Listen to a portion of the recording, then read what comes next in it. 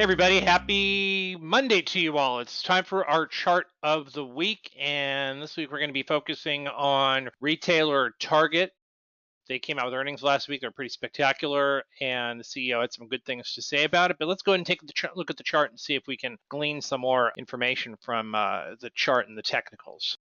Let's go ahead and mark this chart up as we go along. So the stock has made a really nice series of higher lows along the way over here, and we can see. Actually, let me just, before I put that in there, this dotted line over here is the 20-day moving average. It's found some good support of that 20-day moving average.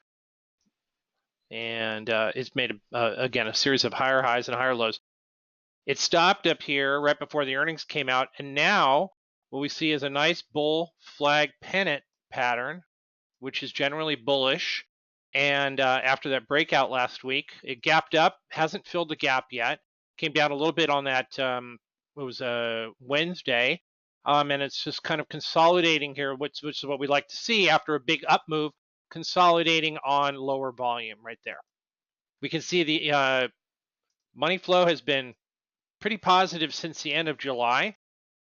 The stock is overbought and has given some opportunities to get on board, and we can see that with the arrows here to these little pullbacks over here, and they give a little bit of an opportunity to get back in. And more recently, a couple of days ago, gave that opportunity when the stock dropped below the overbought line on the Williams percent R.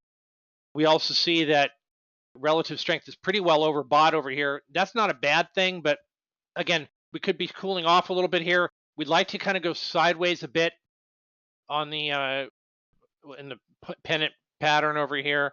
We can come back in and do this kind of zigzag a little bit before we make that next move higher, which would be through the highs from the earnings day, which is about 88.5, close to 88.75. So we'd like to see that happen. Also, finally, we have we are on a buy signal on the MACD. We had that MACD crossover. It started to cross under just before earnings came out, but then we crossed up and to the upside. So we do have a confirmed MACD buy signal here as well too. So we like Target here, possibly to make a move over the next month and a half or two towards the $100 area.